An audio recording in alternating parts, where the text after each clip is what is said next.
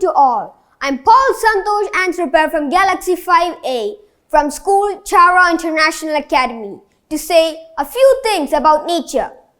Nature is very important to humans as it gives food, water, medicine and even climate and nutrients. As we know, today people are using plastic bags, bottles and so on and throwing it on the roadsides or putting it on fire, which causes smoke. Some people are using tobacco, which also causes smoke, and all that combined smoke is also known as smog, which is a very harmful carbon dioxide, and Earth will not be very beautiful like now. So please stop using tobacco and stop throwing glass, metal and plastic, and Earth will be more beautiful and humans could live in peace and harmony. That's all for today. Thank you.